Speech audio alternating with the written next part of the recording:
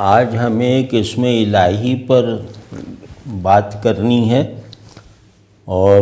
اس کے ساتھ ساتھ اب ایک مستقل پروگرام شروع کرنا ہے کہ قرآن شریف کے اہم کلمات، اور وہ ایک ترتیب ہے میرے پاس اس کی، تو ان کے بارے میں ہمارے ذہن کو کلیئر ہونا چاہیے تاکہ اس کلیئرٹی کو ہم اس کے مطابق، ذہن کی کلیئرٹی کے مطابق اپنے قلب کو اللہ کے تعلق کی طرف، اللہ سے تعلق کی طرف اعتماد کے ساتھ متوجہ رکھ سکیں۔ تو اس میں پہلے ایک بات عرض کرنی ہے جو تمہید ہے آج کی دونوں شقوں کے لیے، وہ ہے لفظ شناسی کی اہمیت، یعنی زبان کا علم، الفاظ اور اصطلاحات کا علم جس درجے کا ہوگا اسی درجے اور اسی مرتبے کی شخصیت بنے گی، صرف ذہن نہیں، پوری شخصیت جو ہے وہ اپنا سارا جو سامان ہے، مطلب نمو کا، پرورش کا، ترقی کا یا گراوٹ کا، وہ سب جو ہے وہ لفظ کے ذریعے سے اخذ کرتی ہے۔ تو جس آدمی کا لفظ کا علم سطحی ہو اور اس کے جو لفظ جس چیز کا نام ہے اس چیز کے نام کو ایک گھٹیا چیز سے منسوب کر دینے کی عادت پڑ جائے تو وہ پھر اللہ کا نہیں رہتا، وہ کسی بھی بڑی بات کے لائق نہیں رہتا، وہ کسی بھی حقیقت سے تعلق کا ذوق نہیں پیدا کر سکتا۔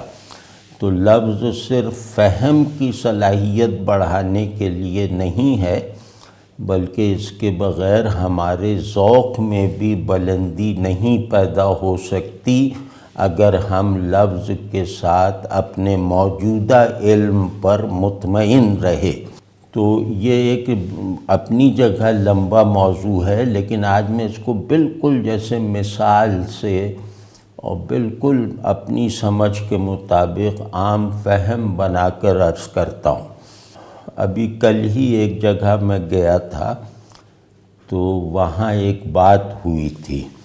وہ بات مجھے جیسے ایسے لگی کہ آپ حضرات سے بھی عرض کروں۔ وہ یہ مثال کے طور پر کہ میری عمر کے لوگوں نے بچپن میں اسکولوں میں لب پہ آتی ہے دعا بن کے تمنا میری، یہ جیسے روز پڑھ کے کلاسوں میں جاتے تھے نا، اسمبلی میں روز یہ پڑھا جاتا تھا، اور یہ بہت پرتاثیر نظم ہے۔ لیکن اب آپ یہ دیکھیے کہ چلو بچے کی حیثیت سے ہم ان الفاظ کے بلند معانی یا ان لفظوں کے اندر جو ہے وہ چھپی ہوئی کیفیات کو نہ پکڑ سکیں تو وہ تو عذر ہے، لیکن اس ترانے نے بہرحال ذوق میں بلندی ضرور پیدا کی ہے ان بچوں کے جو اسے پوری طرح سمجھنے پر قادر نہیں تھے اور پوری طرح سمجھنے کے قابل بھی نہیں تھے، اور پوری طرح سمجھنے کا ان سے مطالبہ بھی نہیں کیا جا سکتا تھا۔ لیکن اس پوری طرح نہ سمجھے جا سکنے والے پیغام کو انہوں نے روزانہ ادب سے پڑھ کے، محبت سے پڑھ کے اور توجہ اور رغبت سے پڑھ کے اپنے ذوق میں بلندی ضرور پیدا کر لی تھی۔ تو ذوق میں بلندی کا مطلب ہے ذائقے میں نفاست پیدا ہونا۔ تو جیسے بعض لوگ ہوتے ہیں نا، وہ چکھنے کے ماہرین ہوتے ہیں، وہ باہر ملکوں میں ہوتے ہیں جو چکھتے ہیں چیزیں، اور ان کی اپروول سے اور ان کے دیے ہوئے نمبرز کے مطابق اس چیز کا گریڈ طے ہوتا ہے۔ تو وہ لوگ ایسی ایسی چیزیں چکھ لیتے ہیں جو ہمارے مسلسل استعمال میں ہیں، تو ہمارے مسلسل استعمال میں رہنے والی بہت سی چیزوں کو وہ ایسے چکھتے ہیں کہ ان کی زبان انہیں ان ذائقوں تک پہنچا دیتی ہے جن کا ہم تصور بھی نہیں کر سکتے، محسوس کرنا تو الگ کی بات ہے۔ تو پھر یہ کہ ان بالکل ہی خاص الخاص ذائقوں کے نام بھی رکھے گئے ہیں، تو یہ سب کیا ہے؟ یہ ذوق ہے۔ تو اسی طرح جیسے آدمی کا پورا وجود ایک زبان ہے اور یہ جو ہے یہ چیزوں کو چکھتا ہے اور اس چکھنے کے نتیجے میں یہ چیزوں کا انتخاب کر کے انہیں اپنی غذا بناتا ہے، انہیں اپنی نمو کا ذریعہ بنا لیتا ہے۔ تو اگر اس کا ذوق اچھا نہیں ہے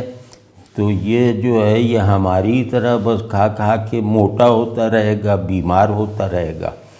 لیکن اگر اس کا ذوق اچھا ہے تو اس کی ہر غذا جو ہے وہ اسے خوبصورتی کی طرف نمو دے گی، اس کو خیر کی طرف بڑھاوا دے گی، اور اس کے وجود کے جو نمو کا معیاری جو سانچہ ہے اس سانچے پر پورا اترنے کے لائق بنائے رکھے گی۔ تو لفظ تو بہت بڑی چیز ہے نا، مطلب ہم کوئی بات سوچ نہیں سکتے لفظ کے بغیر، ہم ان احساسات کو نہیں محسوس کر سکتے جن کے لیے لفظ نہ ہو۔ تو اس میں جو کل جو بات ہو رہی تھی کہ لب پہ آتی ہے دعا بن کے تمنا میری، اب اس میں سب لفظ ایسے ہیں جو ہم سب کے استعمال میں رہتے ہیں، اس میں کوئی ایسا لفظ نہیں ہے جو کوئی علمی اصطلاح ہو یا غیر معروف ہو یا ہمارے روزمرہ کے استعمال میں نہ ہو۔ اب اسی میں دیکھ لیجئے تو واضح ہو جائے گا کہ تمنا کا مطلب کیا ہوتا ہے۔ تو اب لغت میں دیکھیں گے تو اس میں یہ کہ خواہش، شدید خواہش، آرزو، اس طرح کے اور بہت سارے لفظ بڑھاتے جائیں تو اس میں یہ ہوتا ہے کہ اگر تمنا کا مطلب آرزو ہے تو آرزو کا مطلب کیا ہوتا ہے۔ تو اس کو کھولنے میں نے دیکھا کہ 99% لوگ ناکام رہتے ہیں جو میرے تجربے میں آئے ہیں، بہت جیسے پروفیسر ٹائپ کے لوگ بھی۔ تو وہ پھر ہوتا کیا ہے کہ تمنا کا مطلب خواہش، اور خواہش کا سبجیکٹ وہ خواہش کے لفظ کے مطابق ہمیشہ گھٹیا ہوگا۔ اسی طرح آرزو، اب وہ آرزو اس نے وہ فلمی گانوں میں سن رکھا ہے، وہ آرزو اس نے جو ہے وہ 3rd کلاس شاعری میں پڑھ رکھا ہے۔ تو اس جو 3rd کلاس جان آرزو اور ایمان آرزو ٹائپ کی شاعری پڑھ کے اس نے آرزو کا مطلب بھی سیکھا اور اس آرزو کو اپنے ذوق میں بھی جیسے فیصلہ کن حیثیت دے دی، یعنی اس کو آرکیٹائپ بنا لیا اور اپنے اندر کی خواہشات اور آرزوؤں وغیرہ کو اسی کے مطابق رکھنے کا پابند بنا لیا۔ اس نے کبھی اقبال کو نہیں پڑھا کہ بھئی آرزو کا لفظ صرف اختر شیرانی نہیں استعمال کر رہے، وہ اقبال نے بھی استعمال کیا ہے، وہ بڑے بڑے شاعروں نے، مطلب کوئی ہو ہی نہیں سکتا شاعر جس نے آرزو، تمنا وغیرہ کا لفظ استعمال نہ کیا ہو۔ لیکن اگر ہم اس کے بہترین استعمال سے غافل رہیں یا وحشت زدہ رہیں یا اسے مشکل سمجھ کر اس سے فاصلہ کرنے کی لت ڈال لیں اور بس جانے آرزو اور ایمان آرزو والے کو پکڑے رہیں، تو اس کا نتیجہ جو ہے وہ یہی ہوگا کہ ہمارے اندر قلب جو ہے وہ بالکل معطل ہو جائے گا احساسات وغیرہ کے معاملے میں، کیفیات کے دائرے میں۔ مطلب ہماری کوئی بھی کیفیت، ہماری کوئی بھی رغبت، ہمارا کوئی بھی ذوق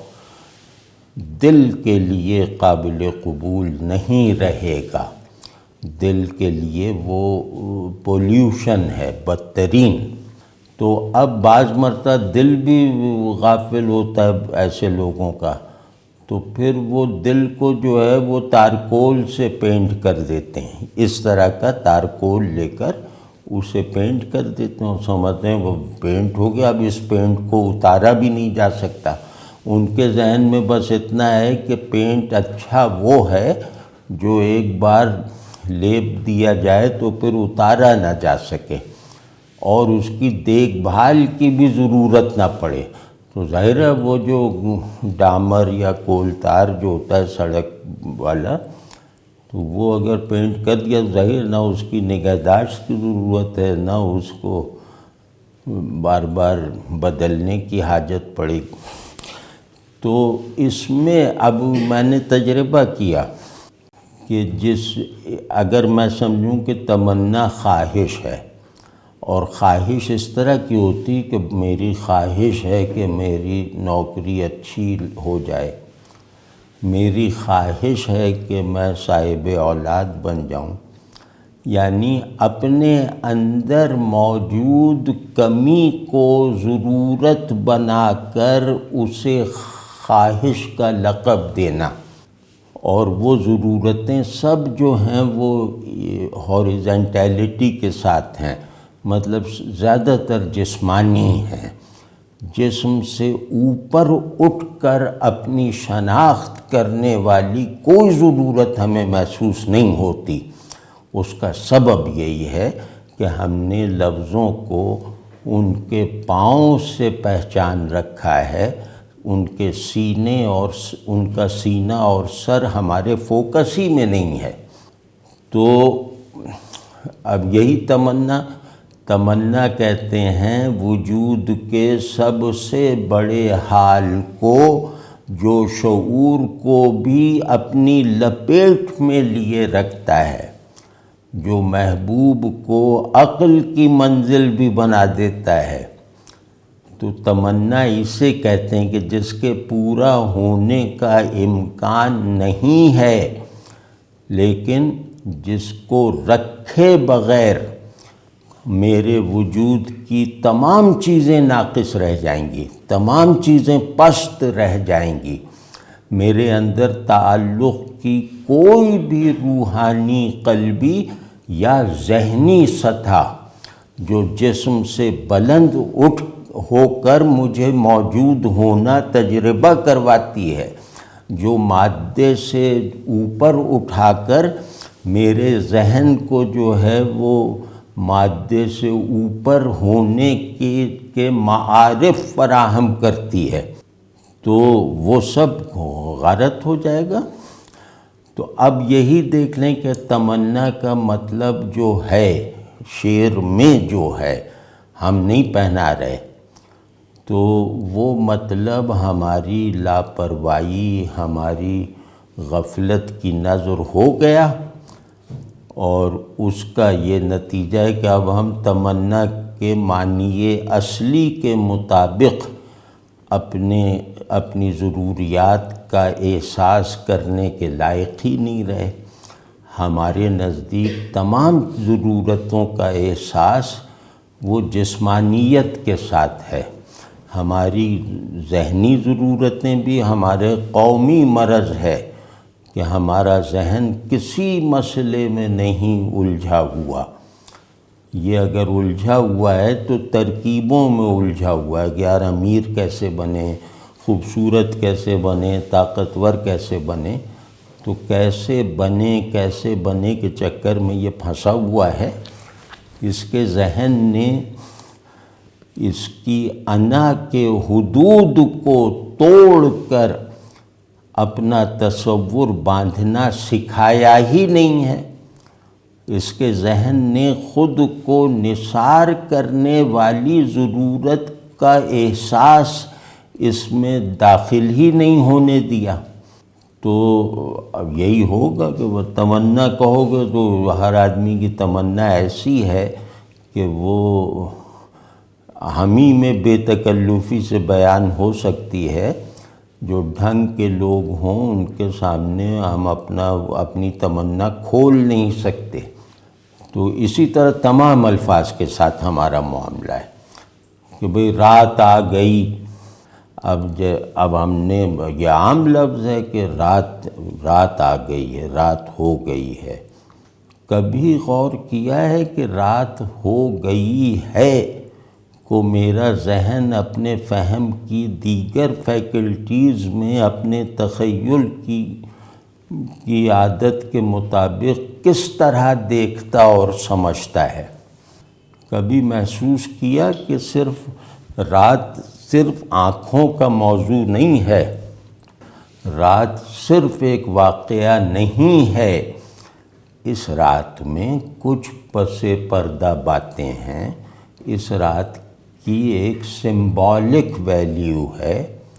اس رات میں ایک اظہار ہے ایک غیبی قسم کا۔ تو وہ رات آ گئی سنتے ہی جیسے اعصاب وہ والے جاگ جاتے ہیں، رات آ گئی یعنی کہ وہ چلو اب ذکر کر لیں گے، چلو اب لوگوں سے چھپ کے ذرا سا نفلیں پڑھ لیں گے، یا چلو یہ ذرا فلاں مسئلے پر جس کا کوئی مادی مفاد نہیں ہے، فلاں مسائل پہ غور کیے لیتے ہیں، اس کا موقع مل گیا، اب یکسوئی حاصل ہو گئی۔ تو رات میں جو ایک تنہائی کو بامانی بنا لینے والی بشارت ہوتی ہے، جو اس میں بالکل گندھی ہوئی ہے، مطلب یہ مجھے آپ کو فرض کرنے کی بھی ضرورت نہیں ہے کہ بھئی جلوت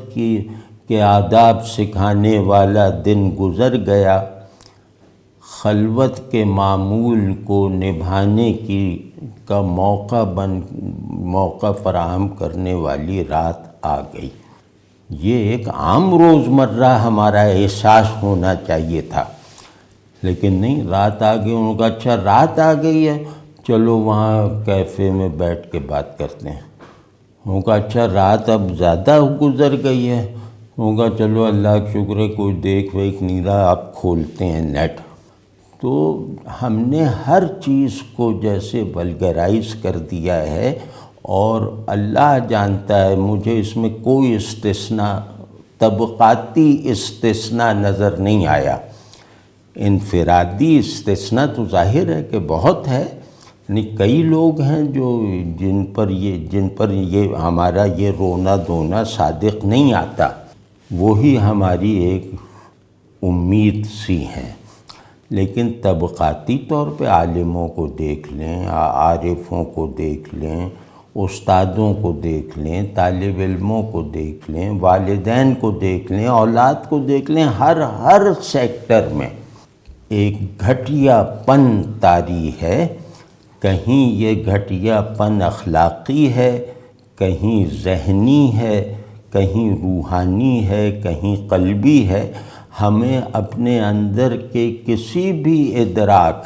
اپنے اندر کے کسی بھی فہم اور تجربے کو اعلیٰ معنی سے مربوط کرنے کی کوئی خواہش نہیں، بلکہ کوئی تصور ہی نہیں رہ گیا۔ تو کہاں کے آدمی ہو کہ آپ کو جوتا باندھتے وقت بھی وہ باغ یاد آنا چاہیے جہاں جانے کے لیے آپ جوتا باندھ رہے ہیں؟ مطلب آپ کو سر پہ ٹوپی رکھتے ہوئے بھی اپنے بندے ہونے کا احساس ہونا چاہیے۔ آپ کو گھر سے نکلتے ہی اپنی شخصیت کی تکمیل کے الگ وسائل کے انتظار اور امید اور توقع میں نکلنا چاہیے۔ کچھ بھی نہیں ہے، کچھ نہیں رہ گیا۔ اور یہ حالت یہ نہیں ہے کہ میں ابن عربی کی کوئی عبارت اور کانٹ کا کوئی جملہ پوچھوں کسی سے، یہ جو لفظ ہم آپ دن بھر بولتے رہتے ہیں، ہمارا کوئی دن ان الفاظ کو بولے بغیر نہیں گزرتا، ان لفظوں کے بارے میں ہماری حد رسائی یہ ہے کہ تمنا ہے بھئی کبھی اس کو کہا بیٹا، اب بڑی محبت سے، اب اس میں کون ہوگا باپ یا ماں جو بیٹا کہتی ہو جب آواز دینے کے لیے اپنے، تو وہ اس کے اندر کیفیت کا ایک نیا تموج نہ شروع ہوتا ہو، اس کے اندر احساسات کی ایک منفرد سی پرائیویٹ سی ساخت نہ پیدا ہوتی ہو، اس کے اندر کی محبت جو ہے وہ ایک تسکین نہ پاتی ہو کہ میرا محبوب میرے سامنے ہے، تو وہ کہاں کا بیٹا اور کہاں کی ماں اور کہاں کا باپ۔ تو اب اس میں کیا ہے کہ یہ تو جبلی محبت ہے نا، جبلی محبت ہے، وہ تو بلی اپنے بچوں کے لیے شیر سے لڑ جاتی ہے، لیکن یہ بیٹا اس درجے تک محدود رکھنے والے والدین بیٹے کو شاہ دولہ کا چوہا بنا رہے ہیں، بیٹے کی تربیت اور بیٹے کی شخصیت میں نمو کا بیج ڈالنے کی بجائے اسے اپنے اس فضول سی شخصیت پر، اپنی اس بیکار سی عادتوں اور اپنی اس بالکل ناقابل توجہ ضرورتوں تک محدود رکھے گی جب وہ بڑا ہوگا۔ تو اور یہی بیٹا اگر اس طرح ہو کہ صرف آپ اسے نہ کہیں، آپ اسے محبت سے کہیں بیٹا، اس محبت میں دوسرا بھی کم نہیں ہے، تو صرف محبت سے بیٹا کہیں ایک عارفانہ جذبے کے ساتھ اور اللہ کی محبت سے تربیت یافتہ دل کے ساتھ، تو وہ بیٹا جو ہے وہ اس پر بن کہے ایسا اثر ہوگا کہ وہ اپنے آپ سے بلند ہوتے رہنے کے احوال میں جیسے شرابور رہے گا، اور آپ کا بیٹا کہنا اسے اپنی طرف متوجہ نہیں ہونے دے گا، آپ کی طرف کھینچ لے گا۔ دیکھیں نا، ایک باپ ہے وہ اپنے لڑکے کو کہتا ہے بیٹا، تو اس کا آہنگ ایسا ہوتا ہے، اس میں جو چھپے ہوئے معنی ایسے ہوتے ہیں کہ وہ بیٹا کہنے والے کا تعارف ہوتے ہیں، بیٹا کہے جانے والے سے ان کا زیادہ تعلق نہیں ہوتا۔ تو پھر بیٹا بھی جو اگر ایسے باپ نصیب ہیں تو وہ باپ کی طرف جب دیکھے گا تو وہ بیٹے مطلب اپنا دھیان لانے کی بجائے یا یہ سمجھنے کی بجائے کہ بیٹا سے مراد میں ہوں، وہاں بیٹا سے مراد اس کا باپ بن جائے گا، یعنی بیٹا اس کی ملکیت بن جائے گا، اور بیٹا کا لفظ بولنے والا، خطاب کیے جانے والے بیٹے کو اپنے اندر سمو لے گا اور وہ اس کے اندر سما جائے گا۔ لیکن یہ ماحول کی بات ہے نا، تو اس طرح کوئی ماحول ہی نہیں ہے، تو اس کا سبب، بہت ہی بڑا سبب یہ ہے کہ ہم نے لفظوں کی ناقدری کی ہے، اور لفظوں کی ناقدری کا ازالہ نماز روزے سے بھی نہیں ہو سکتا۔ یعنی شخصیت کی جو پستی، ذہن کا جو ایک گہرا پن، اور ہر دسترخوان پہ بیٹھ جانے کی جو عادت ہے وہ نہیں چھوٹ سکتی۔ تو وہ اب دیکھنا ہے، تو اس میں جو ہے یہ جب ہم قرآن شریف کے مصطلحات بیان کرنا شروع کریں گے اپنی سمجھ کے مطابق، تو اس سے ہی انشاءاللہ مجھے اندازہ ہو جائے گا اور بہت سے لوگوں کو احساس ہو جائے گا کہ ہم لوگ کہاں پڑے ہوئے ہیں، یعنی جس کو مانتے ہیں اس کو بھی ایسے مانتے ہیں جیسے ڈپٹی کمشنر کو مانتے ہیں، اور مطلب ہمارے ذہن میں آتے ہی چیزیں مسخ کیوں ہو جاتی ہیں، چیزیں ادھوری کیوں ہو جاتی ہیں. یعنی ہمارا دماغ تو ایسا ہے کہ جس میں چیزیں آ کے لتھڑ جاتی ہیں، نکھرتی نہیں ہیں، اور اپنے آپ کو اپنے ریئل سائز سے بڑا نہیں بنا پاتی. ورنہ تو ذہن اللہ نے انسان کو اس لیے دیا تھا کہ وہ اپنے آبجیکٹس کو جو ہے اپنے سے منسوب کر کے اپنے شعور کا حصہ بنا کر انہیں نام دے کے انہیں ایک اسکیم آف تھنگس میں داخل کر کے ان کا درجۂ وجود بلند کر دے. ہم خاک درجۂ وجود بلند کریں گے کہ جو مطلب یہ کہ جو خانہ کعبہ میں لگی ہوئی وہ ڈلی ہوئی جو غلاف ہے وہ اس کی قیمت کا اندازہ لگا رہا ہو، اور وہ سارا طواف اس میں کر رہا ہو کہ یار یہ کتنے میں بنا ہوگا، یہ تو کپڑا بھی عجیب ہے. جو حجر اسود کو چومتے ہوئے اس کی کیمسٹری دیکھ رہا ہو تو وہ کیا کرے گا؟ مطلب اس کا اللہ بھی چھوٹا سا ہے، اس کا نماز روزہ بھی چھوٹا سا ہے. تو اللہ کوئی چھوٹا بننے کے لیے تھوڑی اپنے آپ کو منوا رہا ہے. پھر یہی ہوگا کہ اللہ یہ کر دے گا کہ ان لوگوں کو دعوت سے بھی فارغ رکھو کیونکہ انہوں نے مجھے بھی چھوٹا بنا لیا ہے. تو اب یہ ایک عذاب کی سی صورت ہے. تو اس میں جو ہے بس اتنا بات ہم یہاں تک مطلب کہنا چاہتے ہیں. کسی موقع پہ تفصیل سے انشاءاللہ بات کریں گے کہ ہم اپنے بولے ہوئے لفظ گھٹیا کر کے بولتے ہیں اور سمجھتے ہیں. وہ یہی ہے کہ لفظ جتنا آپ میں احساس پیدا کرتا ہے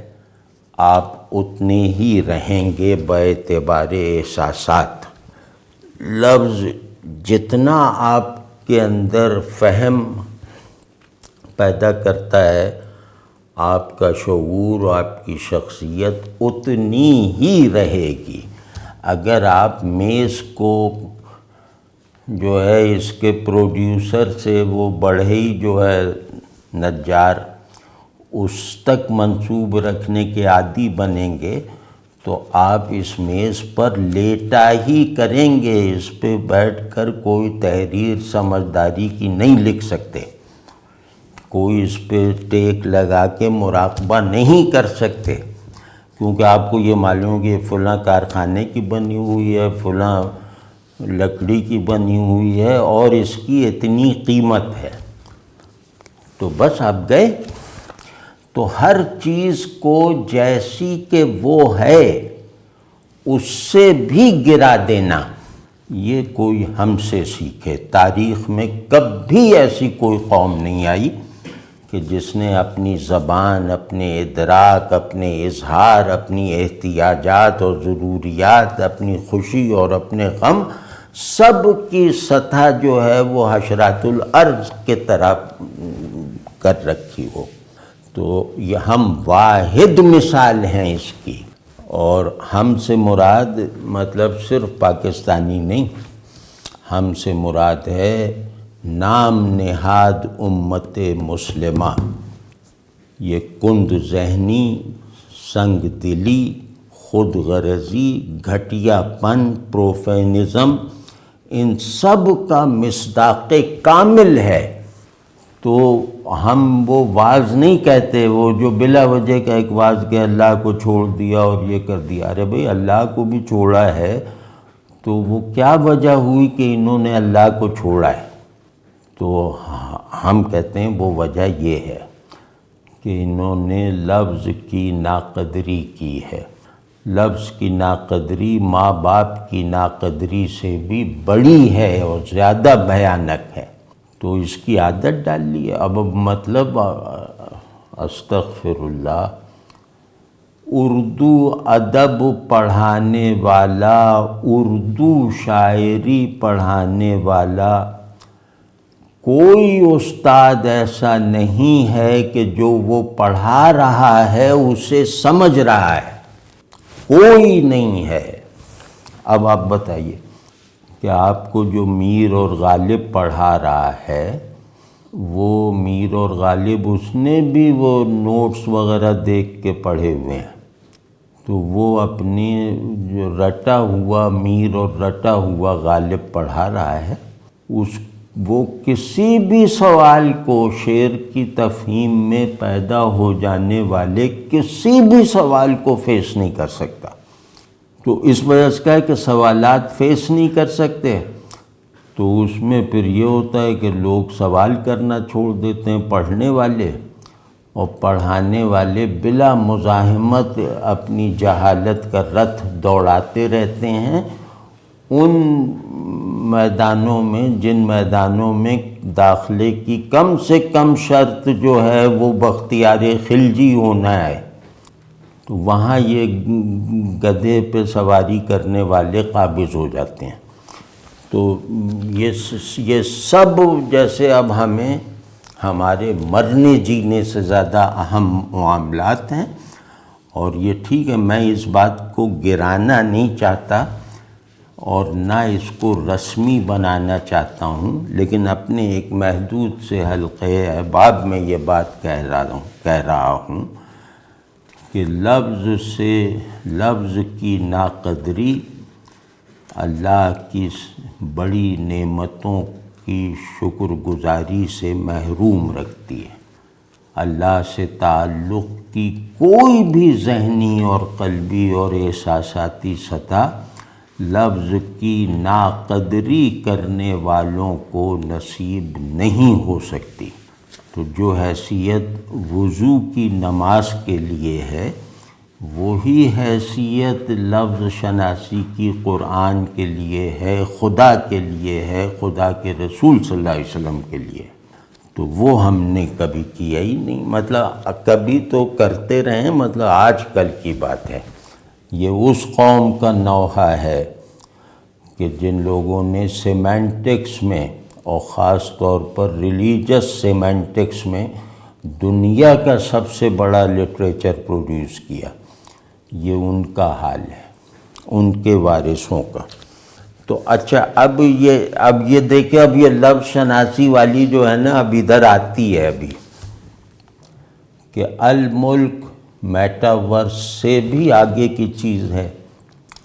تو الملک کو اگر ہم ذرا سا کھولنے کی کوشش کریں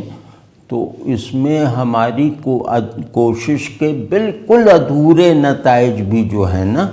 وہ ہمیں ہیبت زدہ کرنے کے لیے کافی ہیں، کیونکہ ہم جسے کل سمجھتے ہیں وہ کل حقیقی پر صادق نہیں آ سکتا۔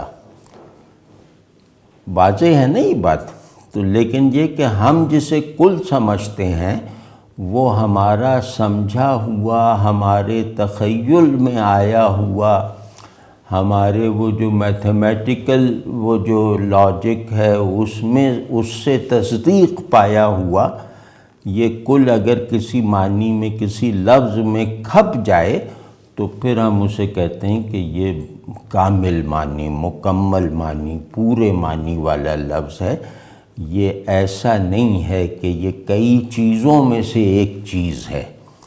یہ ایک ہی چیز ہے، کئی ہونے کو اپنے اندر سمیٹے ہوئے۔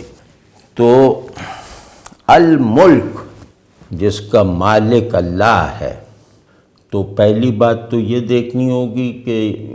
ملک کی جو تعریف ہے وہ مالک کے حوالے سے کرنی ہے۔ تو مالک اگر اللہ ہے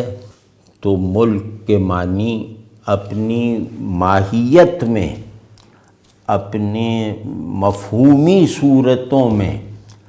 اپنے اطلاقات میں بدل جائیں گے۔ اور اگر ہم کہیں ملک کا مالک فلاں ہے، کوئی آدمی، کوئی بادشاہ، تو وہاں بھی یہی ہوگا کہ اس بادشاہ کی نسبت سے ملک کے معنی طے ہوں گے جو محدودیت کے اصول پر ہوں گے۔ اللہ کی نسبت سے ہر شے جو اس کی صفت یا اس کی ملکیت ہے، اللہ کی نسبت سے اس کی ہر صفت، اس کی ہر شان جس لفظ میں بیان ہوگی، اس کا جو اسم ہوگا وہ لامحدودیت کے دائرے میں ہوگا، وہ لامحدودیت کے پرسپیکٹو کے ساتھ ہوگا۔ پھر چاہے ہمارے ذہن کی محدودیت جو ہے وہ اس لامحدودیت کو جو ہے وہ سمجھ نہ سکے، کیچ نہ کر سکے، لیکن اتنا تو جتا سکے نا کہ یہ لامحدود ہے، اور ہم نے بہرحال اس کی لامحدودیت کو دکھا دیا ہے، اس کی لامحدودیت کو سمجھا دیا ہے، بلکہ اس کی لامحدودیت کو منوا لیا ہے۔ تو یہ ذرا سا خیال رکھنا چاہیے۔ تو کیونکہ جو مسمى اسم سے پہلے ہو، یعنی اسم بعد میں مسمى پہلے ہو، یعنی اسم کا وجود بعد میں ہو اور مسمى پہلے ہو، تو اس کی تمام اوصاف، اس کے تمام صفات، اس کے تمام افعال میں لازمی جوہر ہوگا لامحدودیت، کیونکہ محدودیت پیدا ہوتی ہے کسی نسبت کو اپنے اوپر وارد رکھنے سے۔ تو وہ تو اسم سے بھی منسوب نہیں ہے، وہ تو اپنے نام سے بھی ماورا ہے اور مقدم ہے۔ تو گویا جو تحدید کا قانون اور قاعدہ ہے وہ اس پر کسی بھی پہلو سے وارد نہیں ہوتا۔ تو ایک تو یہ سمجھنا چاہیے کہ الملک لا متناہی، لا محدود، اور دکھائی دینے والا، نہ دکھائی دینے والا، سمجھ میں آنے والا، سمجھ میں نہ آ سکنے والا، سمجھ میں غلط طور پہ سمجھ میں آ جانے والا اور غلط طور پہ نہ سمجھا جا سکنے والا، سب کچھ اس الملک میں شامل ہے۔ کہ تم وجود کا غلط تصور بھی رکھتے ہو کہ فلاں زمین پہ جو ہے وہ پریوں کی حکومت ہے، فلاں جو آسمان پہ جو ہے وہاں جنات ابھی بھی قابض ہیں، اور زمین کے نیچے کئی دنیایں ہیں، ان میں یہ مخلوقات ہیں، ان کی یہ زبانیں ہیں۔ اب ظاہر یہ سب غلط علم ہے نا، تو وہ جب ہم الملک کہیں گے تو اس میں یہ بھی داخل ہے کہ تمہارا غلط سمجھا ہوا بھی اس کی ملکیت ہے۔ آپ سمجھ رہے ہیں، یہ بہت نقطے کی بات میں عرض کر رہا ہوں کہ تم جتنا بھی سوچ سکتے ہو، اگر وہ اللہ کے اقرار کے ساتھ ہے تو تمہارا سوچا ہوا وہم بھی جو ہے وہ موجود ہے اس کی نسبت سے، اور وہ بھی اپنے اینڈ پر صحیح ہے کہ اللہ کی ملو۔ اب ظاہر مکھن کا پہاڑ ہے، اور پہاڑ کے اوپر جو ہے وہ سیمرغ کا گھر ہے، اور سیمرغ کے گھر کے اوپر جو ہے وہ لامتناہی فضا ہے، اور لامتناہی فضا میں ہما اور عنقا وغیرہ اڑ رہے ہیں۔ اب ظاہر ہے کہ یہ سب کچھ مفروضے کی دنیا ہے، اور مفروضہ باندھنے والے کو بھی معلوم ہے کہ یہ موجود نہیں ہے۔ مطلب شاعر جب یہ لکھتا ہے تو اسے وہ ان کے فزیکلی ہونے پر اصرار تھوڑی کرتا ہے۔ تو وہ بھی جو تمہارے ذہن میں کسی بھی وصف وجود کے ساتھ حاضر ہے، وہ بھی الملک کا ایک ٹکڑا ہے۔ جو ہے وہ بھی الملک ہے،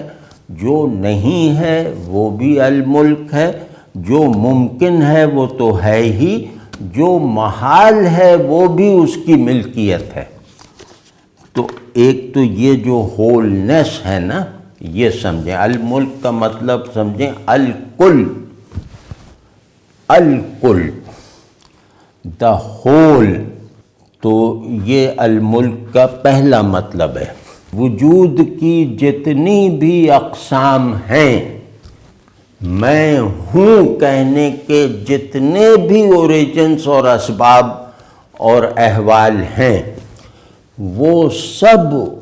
چاہے ظاہر ہوں، چاہے مخفی ہوں، چاہے ابھی ہوں، چاہے کبھی ہوں، اور چاہے نہ ہونے کی حالت میں بھی حافظے میں محفوظ ہیں، وجود کو سمجھنے میں مددگار کی حیثیت سے۔ یہ سب کچھ اللہ کی ملک ہے، یہ سب کچھ اللہ کی بادشاہی کا حصہ ہے۔ تو غرض تمام ما سوی اللہ، جس وجود پر اللہ کہنا جائز نہیں ہے، جسے اللہ نہیں کہا جا سکتا، وہ اللہ کی ملک ہے، وہ اللہ کا ملک ہے۔ تو دوسرا عنوان ہے اس کا الملک۔ الملک کیا ہے؟ تو جواب میں یہ کہنا بھی درست ہے کہ انفس و آفاق، انفس کہتے ہیں انسان کے اندر کی دنیا، یعنی جس کو وہ کیا نام ہے انگریزی میں کہتے ہیں نا مائکرو کازم، انسان کے اندر کی دنیا جو اس کے باہر کی دنیا سے زیادہ وسیع ہے، وہ ہے مائکرو کازم۔ اور دوسرا ہے آفاق، انسان کے باہر کی دنیا، انسان کے اندر کی غیر الوہی دنیا، انسان کے باہر کی غیر الوہی دنیا۔ اب ان دو اصطلاحوں کے باہر تو کچھ بھی نہیں رہ گیا نا، تو یہ دونوں اللہ کا ملک ہیں، اور جو ہے وہ اللہ کی قدرت میں ہے، جو نہیں ہے وہ بھی اللہ کی قدرت میں ہے۔ تو یہ جو ہونا اور نہ ہونا جو ایک کیٹیگرائز کرتا ہے وجود کو، یہ بھی اللہ کا ملک ہے۔ تو اب مالک الملک کہ سب ہے اور نہیں پر کا مالک، یہ کون ہوگا؟ یہ وہ ہے جو اپنے الملک پر یعنی اپنے ما سوا پر مطلق تصرف رکھتا ہے، مطلق حکومت اور اختیار رکھتا ہے، اور وہ حکومت اور وہ اقتدار اور قدرت ایسی ہے کہ اس میں کسی رکاوٹ، مزاحمت اور کمزوری کا وہم بھی نہیں کیا جا سکتا۔ تو وہ اس کا تصرف اپنے ملک پر بلا کسی مزاحمت کے ہے، یعنی کوئی اس کے تصرف کو نہ کمزور کر سکتا ہے، نہ معطل کر سکتا ہے، نہ اسے واپس لینے پر مجبور کر سکتا ہے۔ تو یہ اللہ کی قدرت ہے۔ اللہ کا مالک الملک ہونا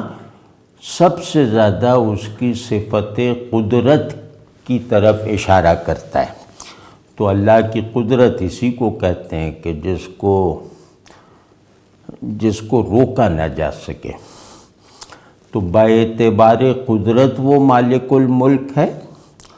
اسی طرح باعتبار علم وہ مالک الملک ہے۔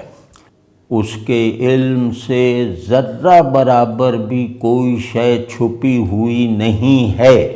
بلکہ جو ہے وہ اس کے علم کا ادھورا اظہار ہے۔ اس کے علم میں وہ چیزیں بھی ہیں جو بعد میں ہوں گی، اس کے علم میں وہ چیزیں بھی ہیں جو ہمیشہ کے لیے ختم ہو چکی ہیں، اس کے علم میں وہ چیزیں بھی ہیں جو کبھی نہیں ظاہر ہوں گی۔ آپ سمجھ رہے ہیں نا؟ تو اب یہ جو علم ہے باعتبار علم، یعنی اپنی مملکت، اپنے وہ ڈیوائن کنگڈم، خدا کی بادشاہی کا کوئی حصہ بھی اس کے علم، اس کی نظر، اس کی سمع و بصر سے باہر نہیں ہے، بلکہ باہر ہونا تو دور کی بات ہے، وہ اس کے علم کا ایک گوشہ ہے، یعنی اس کے معلومات کا بمشکل 1% ہے۔ تو اسی طرح مالک الملک کا تیسرا جو کانٹیکسٹ ہے وہ ہے رحمت، قدرت، علم اور رحمت، کہ وہ کیونکہ رحمان ہے، رحمت کہتے ہیں، ذرا ایک مشکل لفظ کہہ کے پھر اشارہ کرتے ہیں، پھر شرح کرتے ہیں۔ رحمت کہتے ہیں افاضہ وجود کو، اپنی مخلوق کو وجود دیتے رہنا، اپنی مخلوق کو موجود ہونے کے اسباب فراہم کرتے رہنا، مطلب ایک مرتبہ دے کر اس پہ سلسلہ بند نہ کرنا، بلکہ مسلسل اس پر جیسے نظر رکھنا اور اس کے گرو کرنے کے لیے جن جن چیزوں کی ضرورت ہو وہ اسے فراہم کرتے رہنا، یہ رحمت کے ایک معنی میں سے ہے۔ تو ظاہر ہے وہ اپنے ملک کو دیکھ رہا ہے، اپنے ملک پر اس کا تصرف مطلق ہے اور بالکل چیلنجبل نہیں ہے، تو پھر اب اتنی بڑا مالک، اتنا بڑا ملک، اور یہ ملک بھی ایسا ہے کہ یہ فنا و بقا اور عروج و زوال اور نقص و کمال کے تضادات میں بٹا ہوا ہے، یہ اس کے یہاں ہونے کی کنڈیشنز ہیں وہ بھی اسی نے بنائی ہیں۔ تو جہاں کا اصول وجود حرکت ہو، وہاں وجود دینے والی رحمت بھی متحرک رہتی ہے، یکدم نہیں کرتی وہ، آپ سمجھیں، کیونکہ حرکت کا ہر نقطہ وہ اس کی رحمت ہے، تو اور اس کی تازہ رحمت ہے۔ تو یہ باعتبار رحمت یہ کہ وہ اپنے پورے ملک میں ذرے ذرے کو امتیازی حیثیت دے کر اور اس امتیازی حیثیت کے ساتھ اس کی نشو و نما کا سامان جاری رکھتا ہے، یہ ہے باعتبار رحمت۔ تو چوتھا اعتبار وہ ہے تخلیق کا، کیونکہ سب چیز اللہ کی بنائی ہوئی ہے، اس لیے کہ اسے مٹانا بھی ہے۔ ہر چیز کو اللہ نے بنایا ہے نہ ہونے کی حالت سے، اور ہر چیز کو اللہ نے بنایا ہے نہ ہونے کے انجام تک پہنچانے کے لیے۔ تو یہ باعتبار تخلیق ہے کہ خالق اور تخلیق کا جو تعلق ہے وہ خالق مطلق اور تخلیق محض کا تعلق فرض کیا جائے تو وہ تعلق اللہ کو اپنی تخلیق سے ہے، یعنی اس پر وہ جیسے ایک بڑا مصور تصویر بنا رہا ہے، اور تصویر بنانے میں بھی اس نے رنگ بھی کہیں اور سے نہیں لیا، برش بھی کہیں اور سے نہیں لیا، کینوس بھی خود ہی بنایا ہے، اور پھر جب بنا لیتا ہے اور اس پہ مصور کا نام آ جاتا ہے اللہ، تو پھر اس پہ کسی کو اجازت نہیں ہے کہ اس پر کوئی اور نام لکھے، اس پہ کوئی اور رنگ چڑھائے، اس پہ کوئی اور حاشیہ بنائے۔ تو اتنی مکمل نسبت ہے خالق و مخلوق میں، تو اس کامل نسبت کو نبھانے کا عمل بھی تسلسل رکھتا ہے، یعنی اس کا عمل تخلیق کیونکہ جاری ہے، لہٰذا تخلیقی عمل کی پوری اسکیم کو جاری رکھنے میں بھی اس کی قدرت، اس کی خلاقی، اس کی رحمت متحرک رہتی ہے۔ اور آخری جو اس کا وہ پرسپیکٹو ہے وہ ہے جلال۔ اللہ کے جلال کا ہماری سمجھ کے مطابق حتمی عنوان جو ہے، یعنی اللہ کی بزرگی کا، اللہ کے بڑے ہونے کا، اللہ کے غنی ہونے کا، اللہ کے قاہر اور مطلب وہ ہونے کا، قیامت میں سزا دینے والا، یہ سب جو ہیں جلالی صفات، تو ان تمام صفات کا جو جلالی صفات جو ہیں اللہ کی، وہ سب اگر کسی ایک نام میں اکٹھی ہوئی ہیں تو وہ مالک الملک ہے، کیونکہ مالک الملک جلال کے بغیر تو ہو نہیں سکتا کہ کوئی اس کے ملک میں خرابی نہ پیدا کرے۔ تو گویا مالک الملک جلال کے ساتھ، مالک الملک خالق ہونے کی حیثیت سے، مالک الملک رحمان و رحیم ہونے کی جہت سے، مالک الملک علم کے پہلو سے، اور مالک الملک قدرت کے زاویے سے، تو یہ سب اگر